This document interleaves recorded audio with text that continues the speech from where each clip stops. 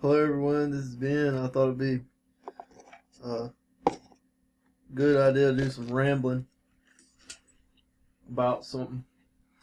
Uh,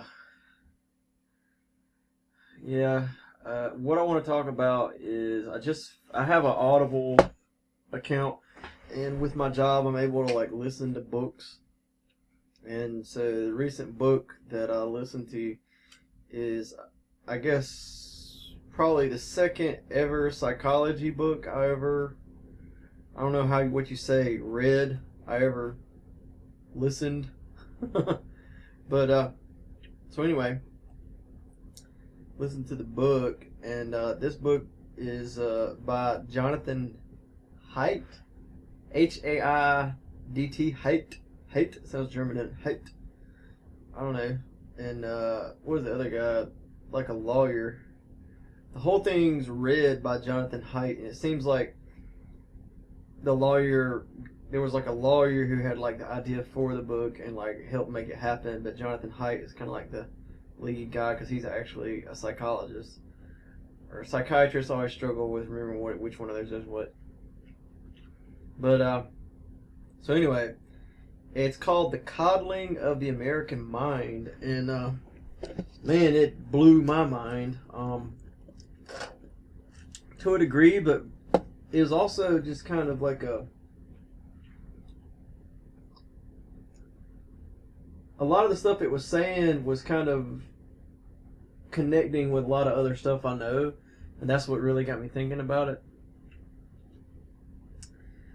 And so I've written on my blog about why I'm not a socialist.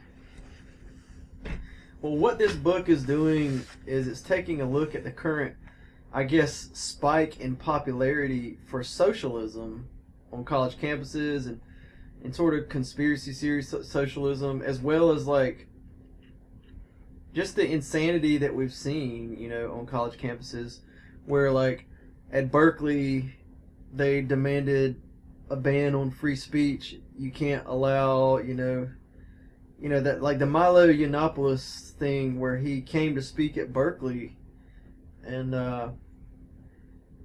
Berkeley of all places had a little bit of a riot, where they were setting stuff on fire and breaking windows because they didn't want free speech. And see, Berkeley is like in San Francisco, and it's like one of the main epicenters of I think they're like the free speech movement.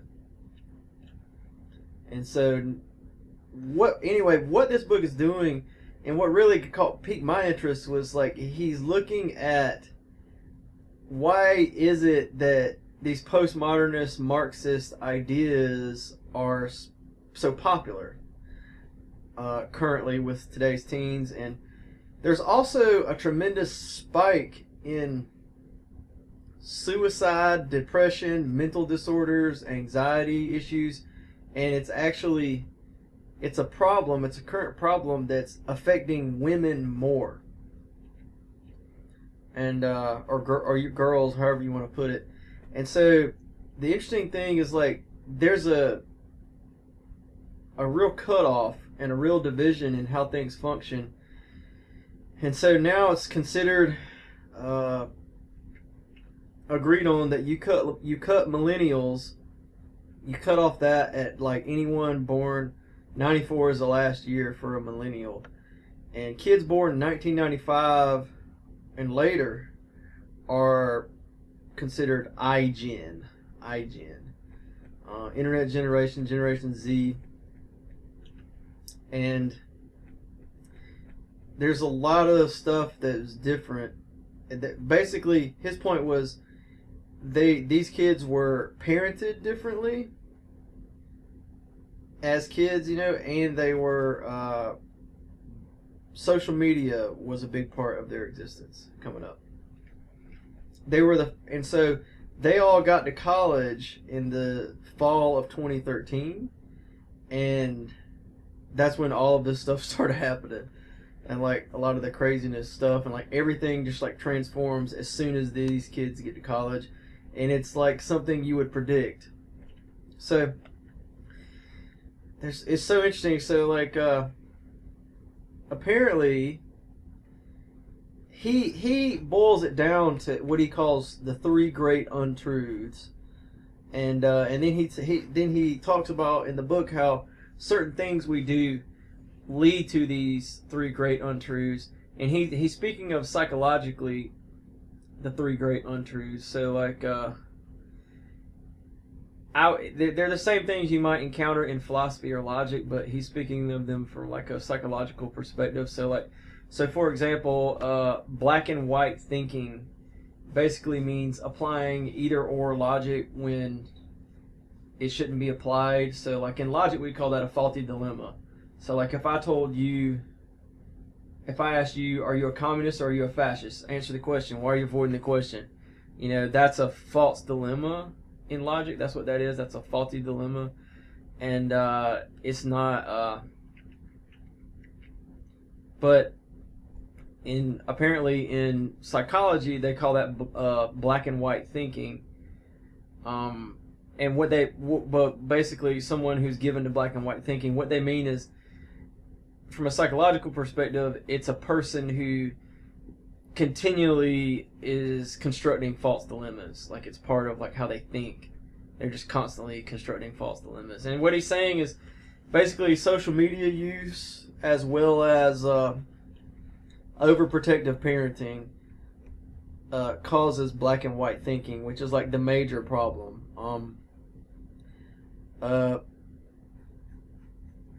The other two great untruths that they were kind of, I guess, subsidiary to that one, or they sort of like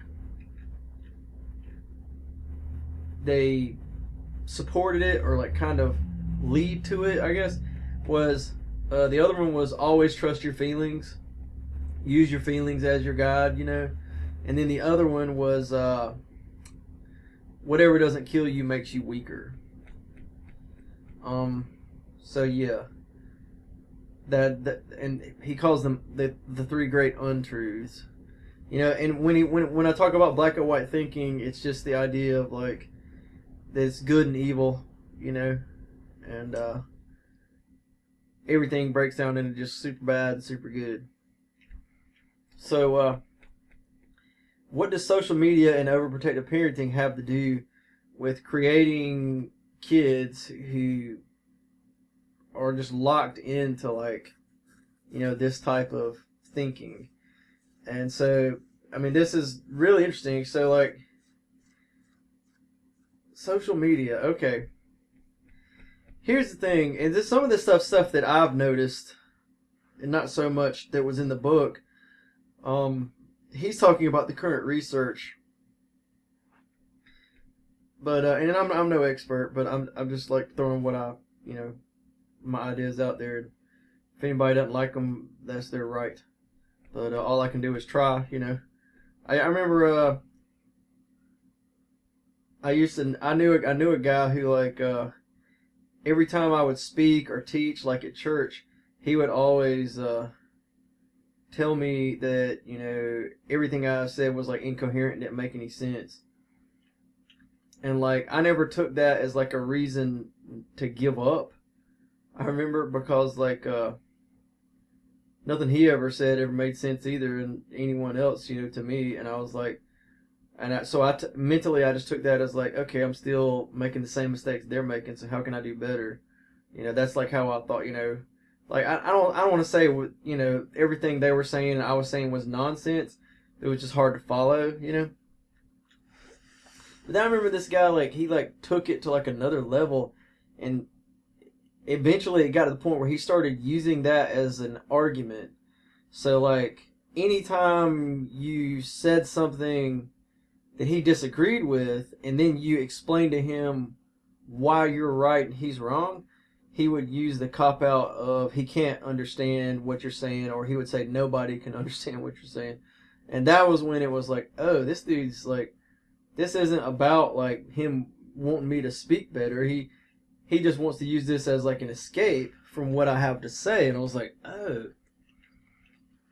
So I mean the fallacy there is like I can't be wrong if you can't explain why I'm wrong.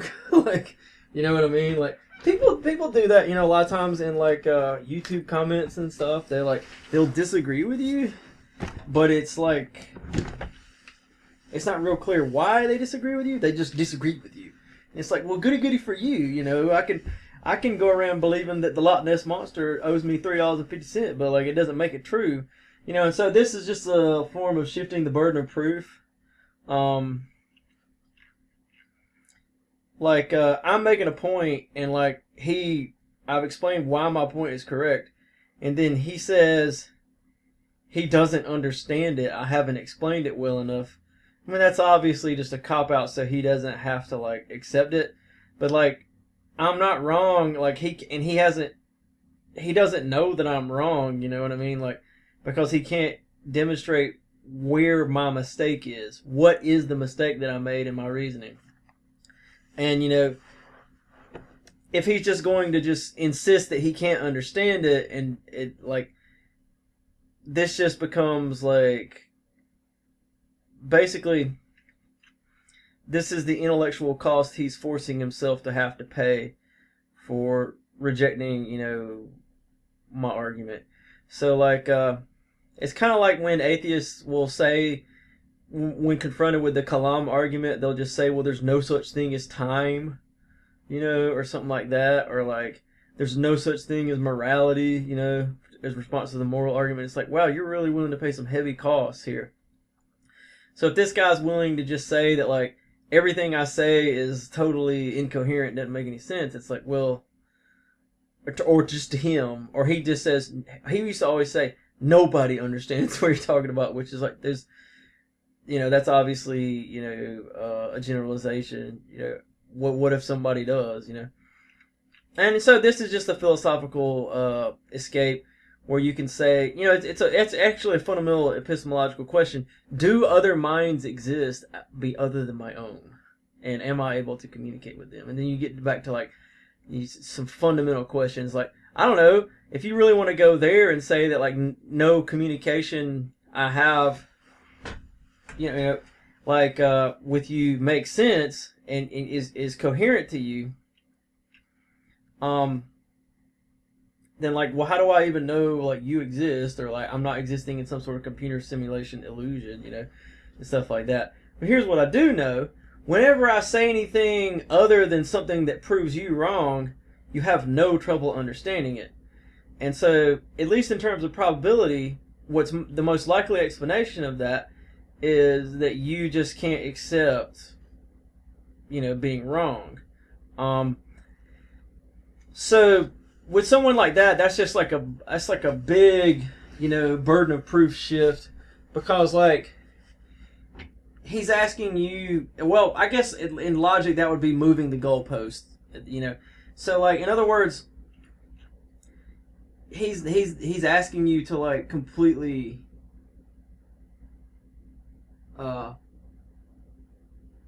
fix all fundamental epistemological questions before he'll accept what you have to say. So it's you got a touchdown, and you're okay, for you to score a touchdown, you got to get the ball, and your team has to get the ball and move it 100 yards. Then you move it 100 yards, and then here he comes and he says, what are you talking about? You got to move it 200 yards, or you got to move it 1,000 yards. And it's you said a minute ago I just got to move it 100 yards, And so it's he makes a point, it's dumb, you explain why it's dumb, and then he wants to deny that communication is a reality. It's wow, you really paid a heavy price, and you sure moved the goalpost quite a bit, didn't you? But if he wants to go there, that's going into some philosophically murky waters. He seems to be able to hop in and out of those waters at his own convenience. But yeah, I guess that's a long ramble. But I'm just making a point that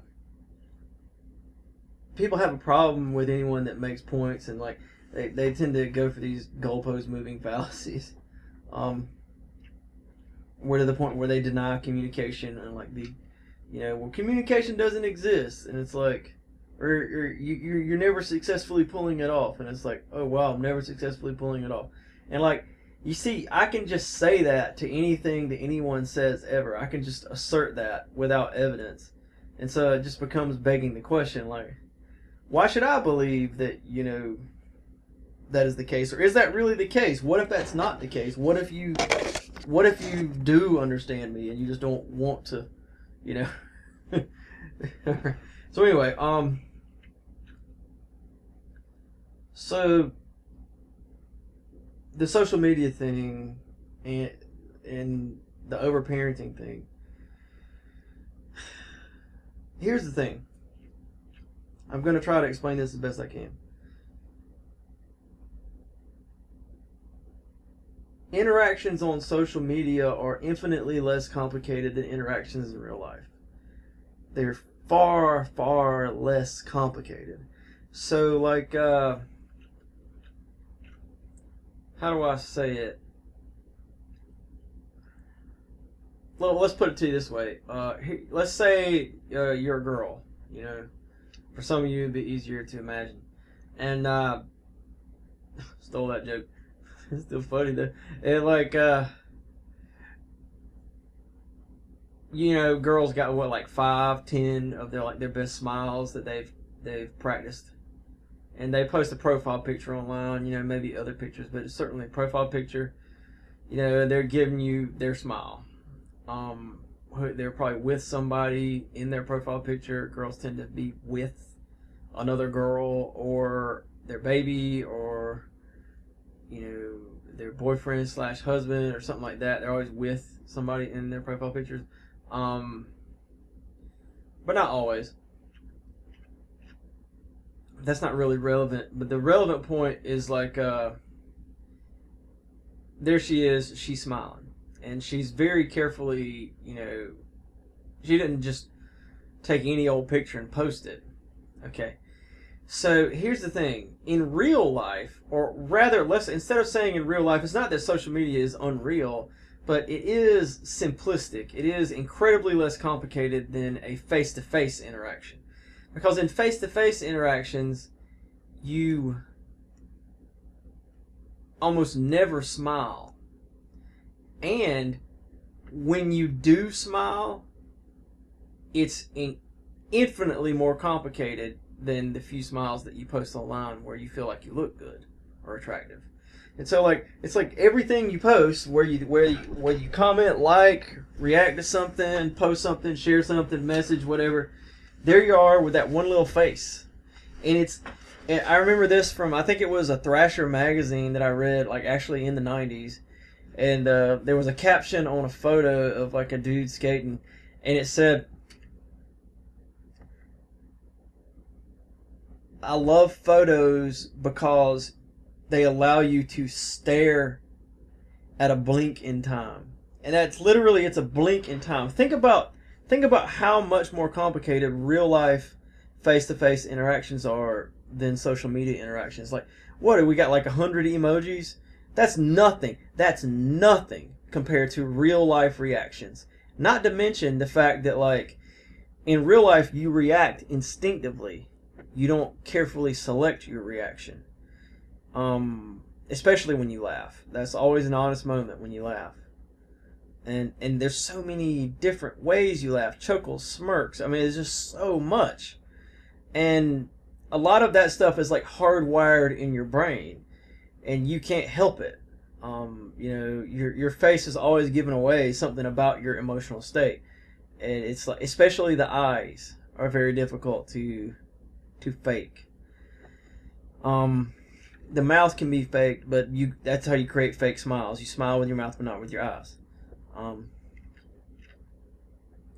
So, like, there's a problem there.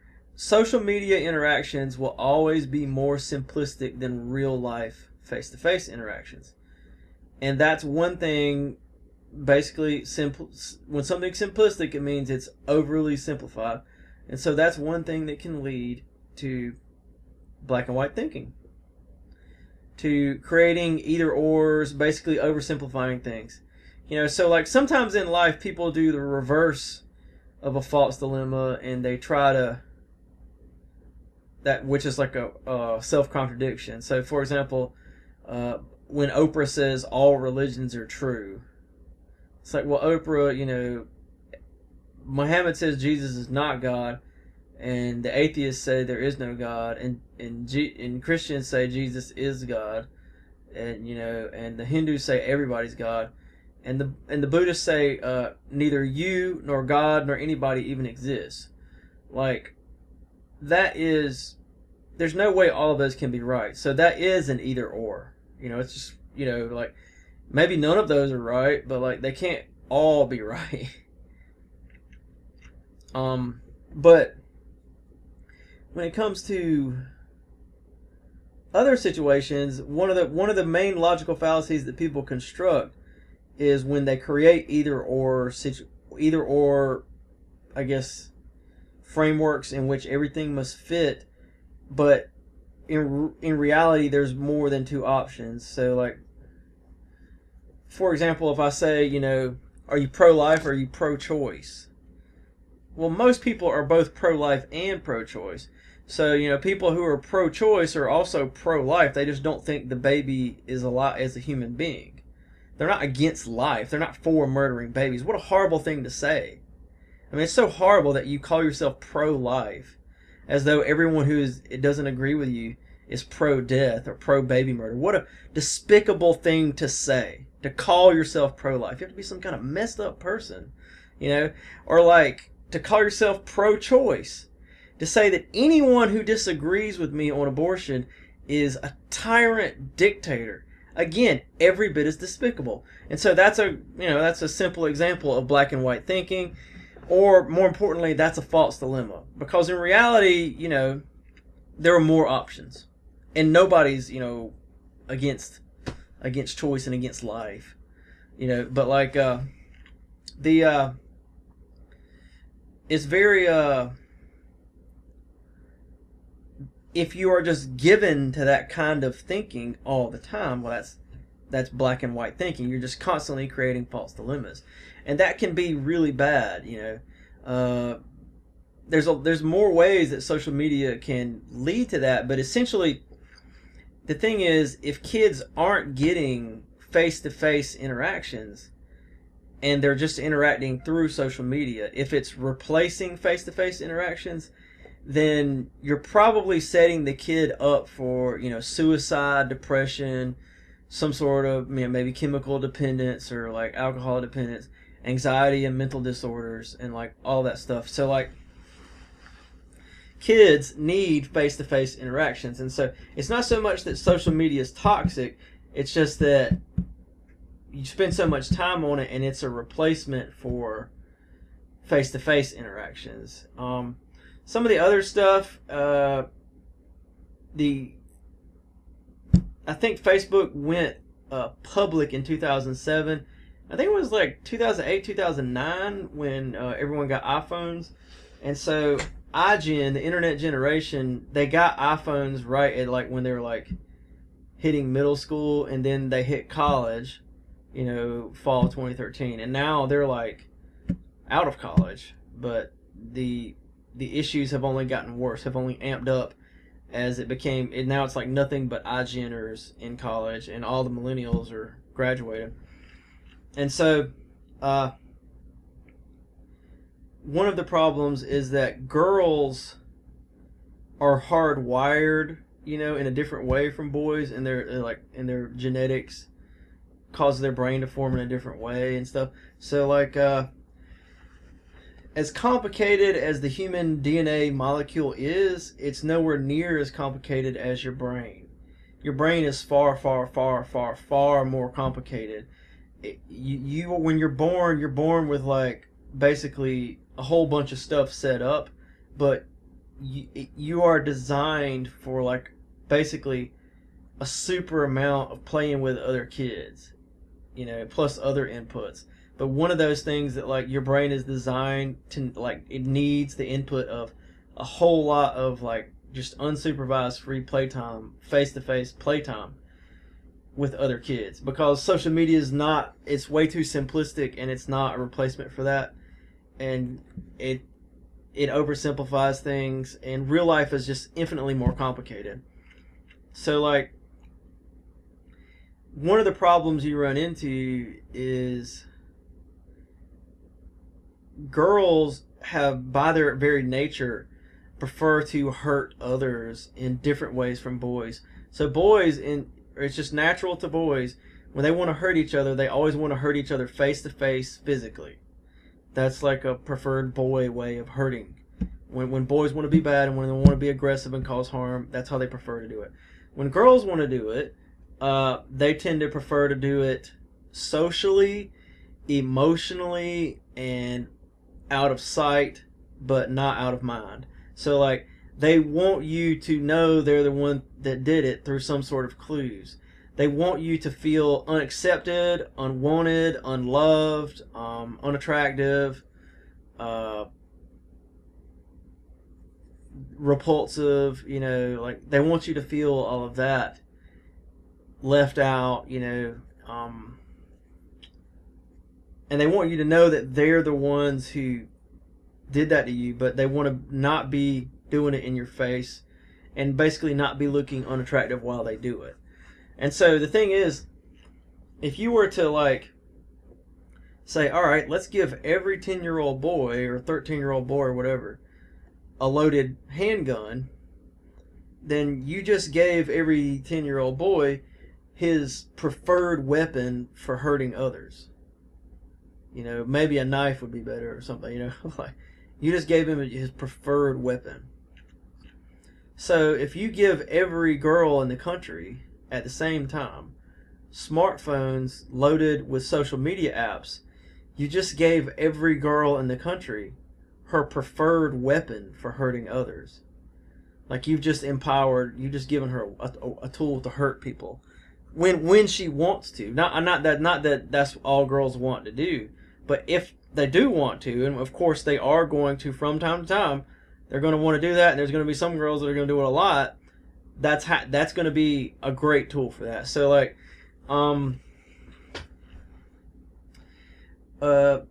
he identified in the book 3 problems. One of the problems was one that's very familiar to everybody. It's unrealistic beauty standards. The issue is, like, girls can Photoshop themselves and filter themselves, and, you know, what it does is it creates a sort of a false persona. The issue, I mean, the whole unrealistic beauty standard thing, the difference with social media is that it's everyone you know. So it's not like it's not like you're playing, you know, they used to, I remember at one time I watched the news and there was like an overweight lady and she had a 6-year-old girl, and she handed her to the 6-year-old girl a Barbie, and she said, "Does this Barbie doll, you feel like it's giving you unrealistic beauty standards to, like, live up to?" And the little girl looked at the overweight lady and looked at her like she was crazy, and she said, "It's just a doll." Yeah. And, like, that was kind of like, you know, when it's just celebrities and stuff like that, that's different from when it's, like, all your friends. But what he was saying in the book is, like, this is very much a thing. This isn't something to be, you know, wave your hand and say, oh, it's not really a thing. One of the other interesting things is there is a spike in, like, suicide and depression, anxiety, mental disorders, all this stuff. It's going up, and it's going up exactly at the rates we would predict based on the parenting and on the social media. And we would predict that it'd be going up more and a lot worse for girls, and it is. And I don't remember the numbers, but, like, that's what he's saying. They're like, it's going up worse and worse for girls than it is for boys. So, like, but boys are still affected, but this is a problem for girls much more. So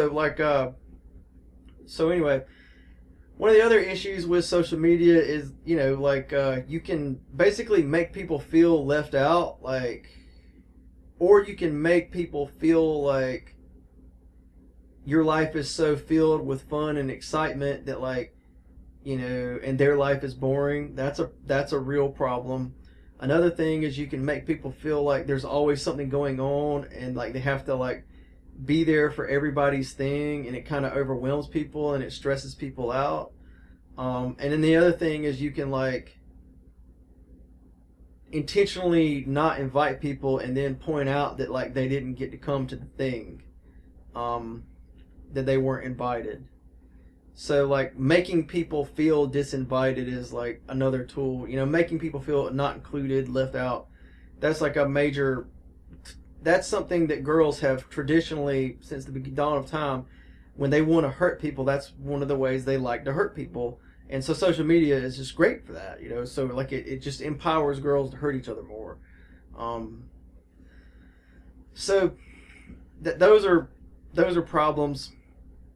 And those are all problems. What he said in there is that the data on social media is still rolling in, and this is still very new. But you can go to, I think, Coddling of the American Mind website. I think it's called thecoddling.com or something. And you can actually just get up-to-date information there. They'll keep you updated there with the latest research. So anyway, the other issue he talked about a whole lot was just overprotective parenting. So the thing is, and this is something that's really spiked since the 90s, just like the idea that we could never be too concerned about children's safety. And so the issue is that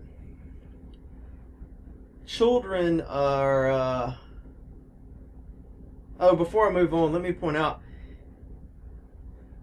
the rises in these rates of suicide, mental disorders, all that is not, I don't know how they figured this out, but what he said in the book was that is not because people are reporting it more. It really is going up, and it really is going up alarmingly fast and a lot.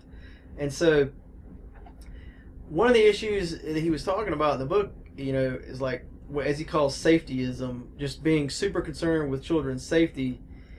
It's not just paranoia and going too far. It actually hurts children. And so children, not only is danger healthy, it's crucial to their development. They have to confront dangers. Not any, I'm not saying, like they need to be given loaded handguns or whatever. But like children have to confront dangers within certain parameters, like I guess like kid stuff parameters, but still danger. Like they have to confront that, and if they don't, it'll make them prone to like, always trusting their feelings and black and white thinking. And black and white thinking, it leads to, there's different things it leads to. It leads to like seeing everyone as like a good and evil, so like so for example, on the college campuses thing, you're like, you get like something bothers you, or you get an email back from like the dean of students, and there's something that could be taken as racist but not necessarily, and then you think like, oh my goodness, this guy's a huge racist and he's part of the conspiracy to like take us all down. That's black and white thinking. You set up a false dilemma.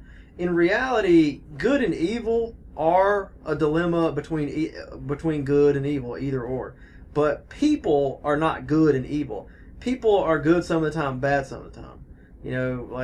People are not just 100% good and 100% evil. People are more complicated than that, and they're not always doing the right thing, not always doing the wrong thing. Nobody is, God or the devil.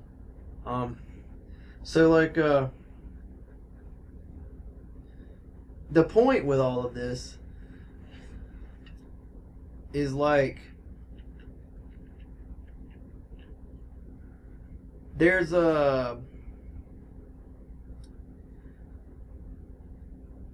when the child is born, the DNA has built that child with a whole lot of inputs and information and information, but that's sort of a basic starting set.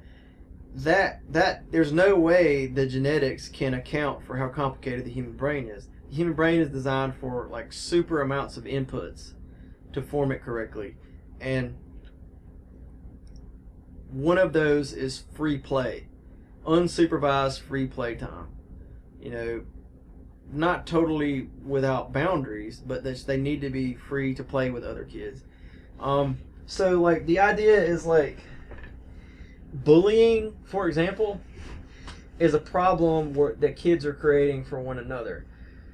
Now, if kids are engaging, what he recommends in the book is if kids are engaging in actual physical violence, then the adults need to step in and put a stop to that. But if it's just anything else, any other problem of cheating at a game, being a PD party, picking on someone, you know, anything else, the idea is if kids can create the problem, then kids can resolve the problem. That's if it's a kid problem, then kids need to resolve it.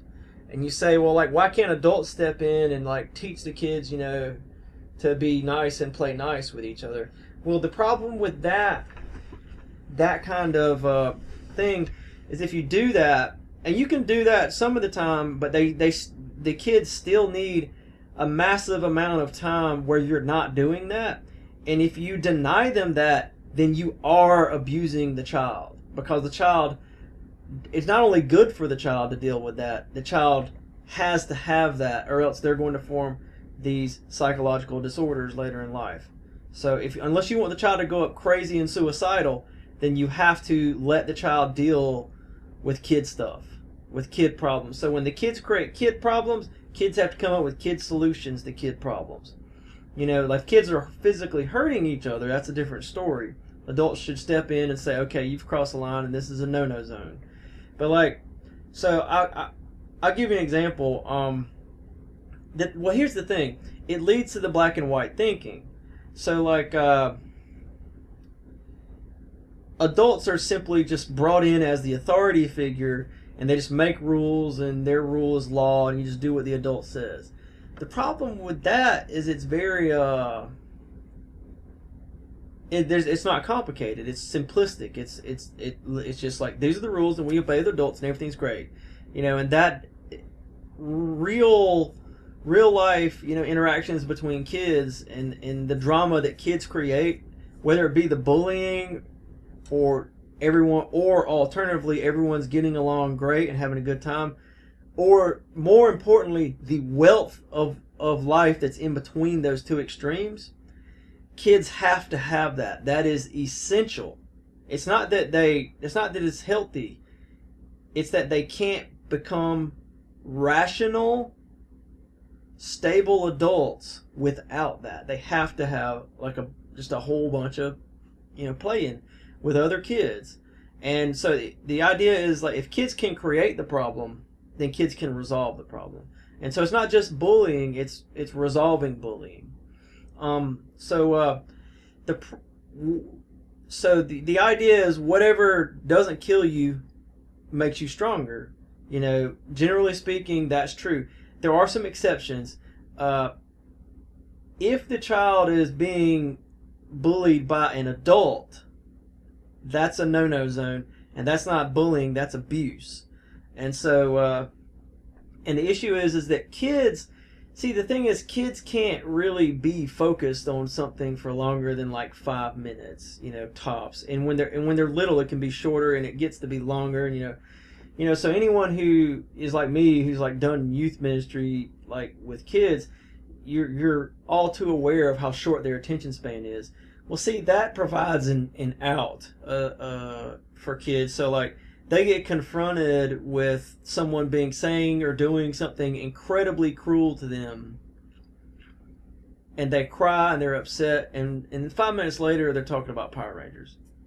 You know, because kids can't focus that long. They can be incredibly cruel, but you give them 5-10 minutes and they forgot what was the biggest problem in the world, because they're just little kids. They can't focus that long. And so it's kid stuff. But if you bring adults in, adults are just, when adults want to be mean to kids, it lasts longer, and that's something that will scar a kid for life. And when adults are bullying kids, or you know abusing them. But like, if kids are abusing each other, it's not abuse, it's just bullying or something else, because it just doesn't last. And it's a problem that's on their level that they can create. Then it's also a problem that's on their level to resolve, and they have to resolve it. They have to, and it would be abusive to deny them that experience. You can't teach it to them as an adult. What you can do as the adult, what's really important and healthy, especially if you have a husband and a wife, but in all situations, really, the adults have to model that for them. They need to see their parents resolve problems. One of the other things is, and this was interesting to me, he highly recommended reasoning with your children. That's one thing that wealthy parents do that's actually really good. He was really, really, really, really critical of how wealthy parents raise kids. He says it's like you're setting them up for like mental breakdown and failure later in life. But reasoning with your kids is really good for them. And he recommended, so instead of just barking orders and saying, and just telling them what to do, it's much better if you reason with the kid. And he said you should always reason with them. First, listen to them make their argument and make their case, and be as sympathetic towards it as possible, and listen to them as though you know nothing. And then when you make your case, always make your case from a position of that you're right, that you are the adult, and you are, but not just that you are the adult, but you are absolutely right. And of course kids are going to come to you with all kinds of dumb ideas, but like that's actually really good to do with kids. That prepares them later in life to navigate very difficult waters. It's I don't know. It's not clear that it would be bad for them necessarily to not get that, but it gives them a big leg up in life, especially if they're going to go to university or college or something like that. So anyway, here's the thing about bullying and kids' free play. The thing is, it's really, really complicated, and when parents come in, it just oversimplifies it. It makes it simplistic, and it makes it that black and white thing. And also it makes it into it creates that, what he called emotional reasoning. In other words, trusting your feelings. So basically,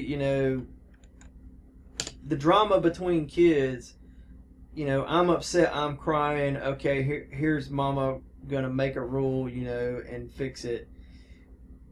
It makes them think that just because I'm crying, therefore I'm right, and something's wrong, which isn't necessarily the case. So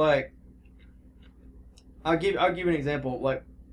When I was little, I had a cousin who was 2 years younger than me, and I'm a boy and she's a girl, and so we would play together. And I always wanted to play with swords and guns, and she always wanted to have a tea party. And this created conflict between the two of us in trying to find ways to play together, but still, have fun.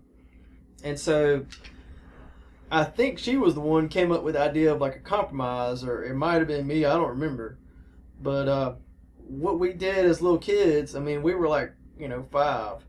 We compromised and we decided to, all right, what we'll do is I'll do the tea party and she'll play swords and guns after. And then we had the tea party in the ditch, because that was the furthest away from the house we were allowed to go.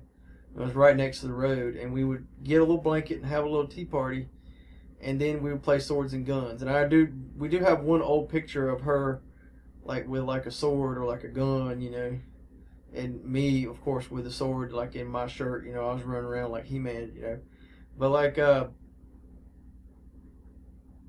that's an example. Okay, now let's turn that into a more hypothetical example, and you'll see what I mean. So let's say that I was just one boy, and there were more girls. Let's say there were 5 girls, and for some horrible reason I was stuck playing with 5 girls. At that age, I would have hated that, right?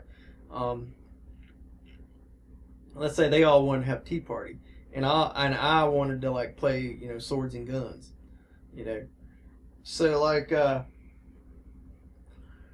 the let's say that I just refuse to do the tea party.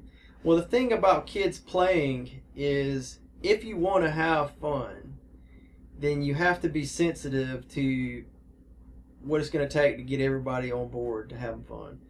And it's going to be immensely more complicated than like parents coming in and just making rules for exactly what we're going to do today. So like and let's say that like one girl has the idea of how to get me to like play along, and she says, all right, this is what we'll do. We'll keep our guns at the table, and then we'll like play poker, or something after the tea party or something like that. And so that's like she comes up with a compromise. She's going to be the peacemaker, the olive branch girl. And then let's say that I've been being a jerk about it, and so I finally like I concede. I'd probably maybe I said something like, I'll never have a tea party, I hate it, something like that. And then she comes up with that, and then I'm like, okay, but then let's say one of the girls just throws in some snide comment, insulting me or something like that. And then like let's say that I decide to like let that slide, and then we go along like that. And so my point in that hypothetical example is it's very easy to imagine, for like a little girl to throw in one insult, like one little sarcastic insult or something. Like that's very, that's very ordinary in how little kids play, and it's just so complicated. It's like it's not black and white. You see what I'm saying? There's no good guys and bad guys. It's kind of all of us, and like there's some good and some bad mixed in everybody. You know what I mean? And see, the thing is, what the book's arguing is that without that type of interaction, if you deny kids that, and basically if you deny kids have the opportunity to deal with kid drama, then it's basically like you're not feeding your kid. You might as well not even be feeding the kid. So like if anytime there's an argument or kids are upset about anything, if the adults come in and like regulate every misbehavior or something, that's abusive. They have to have that. As long as they're not, I'll give you an example. When I was a kid, there was a little boy. I was in 3rd grade, and there was a little boy on the playground who like had gotten a gang of like other kids together, and they were going around like being mean, and like they threatened me and said they were gonna like get briars and whip me with the briars. And it was all talk. They never actually did anything, but they just like said they were going to do it to me. And there was like a different part of the playground where like none of the play stuff was, and they were just walking around like talking about how tough they were and stuff. And it was like one mean kid named Anthony, and like he was like the leader of evil. And like it bothered me so much as a kid that like somebody would do that, just go around just being mean to people, And I was in 3rd grade, and like one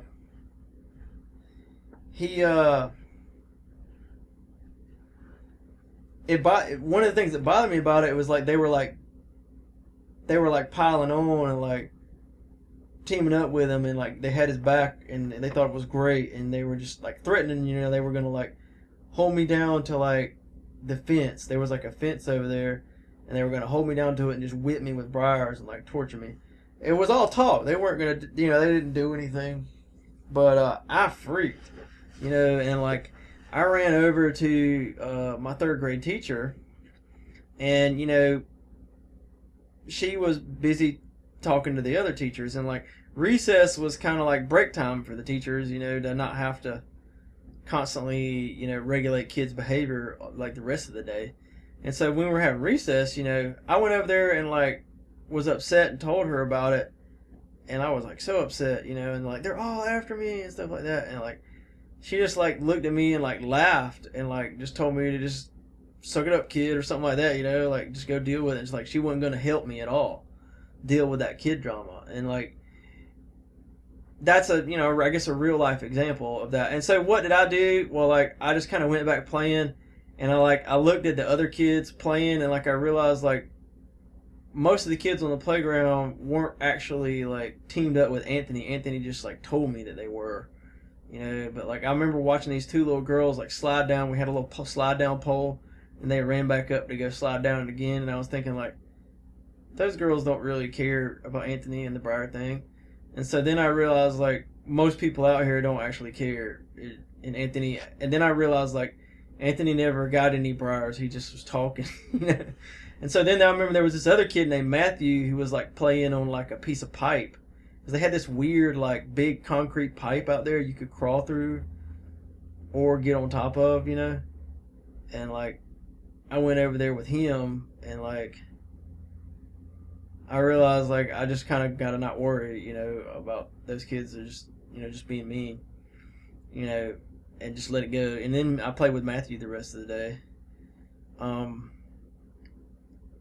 But it was like blew my mind, like at that time, at that age in my life in third grade, I was probably 8, I guess.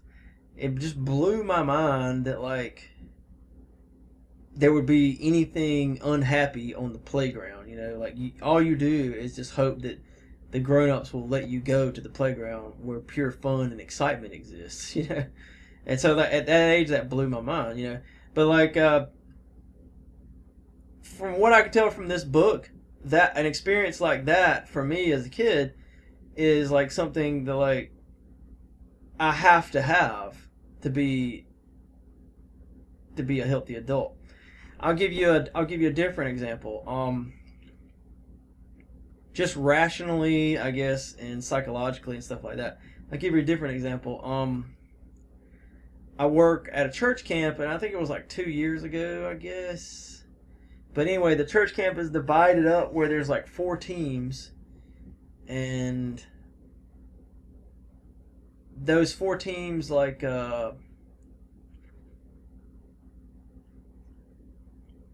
they are basically competing in different games like every day at camp, and there's like a champ in whatever, you know. And like so anyway, it's like 75 kids, I think, is like the total number of kids. So they're divided up, and like we're doing volleyball on volleyball days, volleyball court, and volleyball, and like this one kid, I think his name was Jordan. He like serve the ball, you know, it's volleyball, and it's his turn to serve. We have to rotate through like a bunch of kids, and I'm the scorekeeper. And I remember like he like served the ball, and like service blah blah, and he did it, and like I think his team like lost the volley or whatever, so they lost the serve.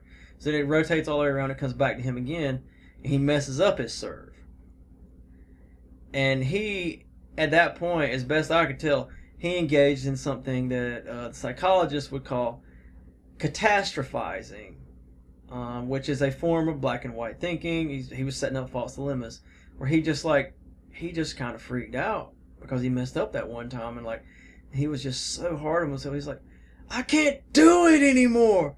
I used to do it. I used to be able to do it. Why can't I do it anymore? Like, and it was like, and I was like, whoa, kid, you know, like you messed up one time, you know that, right? Like a time, you know, you know what I mean? But like, so that's an example of black and white thinking, which is, you know, basically when you're setting up tons and tons of false dilemmas all the time, that you create catastrophes out of everything. And if anything goes wrong at all, it's a catastrophe. It's the end of the world, you know. Teaching kids, you know, that like being overly concerned about safety is another thing. He says that, like, if kids don't confront danger on, like, kid danger, you know, like on their level that they can kind of deal with, you know, they need to break their bones sometimes, you know, a couple breaking bones, and like try some stuff, you know. I remember when I was like, probably like 9, 10-ish, my dad built me this like cool tree house way up in this tree. And it was way up in this tree. And then the ladder to the tree house, he told me it was my job to do that. And I had to like use a hammer to like nail boards to like, he had already built me a few tree houses when I was 6, you know, and I never fell out of the tree house. And like, he built me the higher up tree house when I got a little older, but I had to build the ladder to it. And so like I couldn't get into the tree house until I built the ladder for it. And like he gave me like this big old box of like super crusty nails and like a hammer and like some wood, and like I had to like nail it to the tree. And he showed me like how to hold the hammer and use it correctly. And I remember like I was trying to hammer it by he called it choking up or whatever, but like holding the hammer next to the head because it's easier to hit the nail. And I remember he said, son, Hercules couldn't hammer a nail in like that. You've got to hold your hand to the end and swing it. You can't, you know. And like it was really hard for me, but like I got it. I figured it out, and I got into the treehouse. You know, but I had to like hammer the nails, you know. And Jonathan Haidt tells a similar story in the book. He says there's something called the construction playground, where like you have to sign all these liability waivers, but then it's just like there's like bricks and like boards and stuff and like hammers and nails and different things, like, and kids can go play with it. And he said like he watched one, I think he said 6-year-old kid out there try to like hammer a nail into a board, and he like hit his hand, and like he said the kid winced in pain but just kept on, and he hit his hand again, he winced in pain again, but he kept on. And he said that kid figured out how to hammer a nail that day, you know. And like basically there's not too much danger, and you're not gonna, you know, do too much with the hammer. You could go butt wild and like start hitting other kids in the head with it, you know, and that kind of thing, which would be, the adults need to step in when there's like physical violence like that. But like kids confronting a little bit of danger, you know, like on like a kid level, which, you know, what is that or whatever, but like that's something they really need. It's really important, because if not, they go into a black and white thinking of like just everything's about safety, and it's either safe or unsafe, you know. So like I know, you know, I guess all of this kind of like was fascinating to me.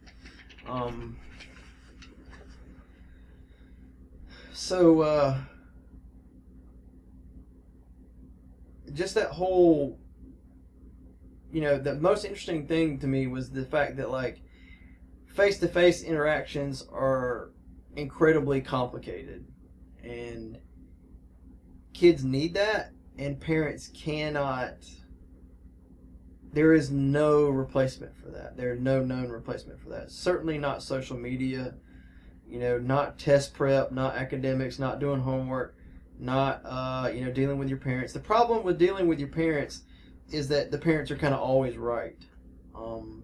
And you're just a little kid, and they just know everything. And so kids need to deal with someone on their level so that they can deal with the complexities of, you know, people. And basically, if kids can make the problems, kids can resolve the problems. Bullying, as long as it's not violent, is not something to be concerned about. It's okay. One point they did make in the book was that bullying through social media is a no-no, because it can be like adult abuse, you know, so cyberbullying and that kind of thing. And the reason why is because it doesn't stop. It keeps going, and the kids can pile on, and so basically they're empowered through the electronics to bully people in the way that adults can. And so it's totally different.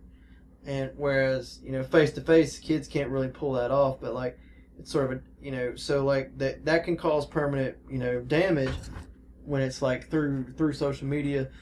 But what he was saying was like, as long as kids are getting a lot of face-to-face interaction, unsupervised free time, or if they're just doing sports or something where they're interacting with other kids a lot, then the social media is not toxic or anything like that. They can cope with it. It's the problem is that it gets in the way of the other stuff. And so that's why the recommendation that's coming from the government and psychologists are all recommending screen time should be limited to 2 hours a day. And as far as I could tell, they weren't saying there was a problem with like Google or anything like that.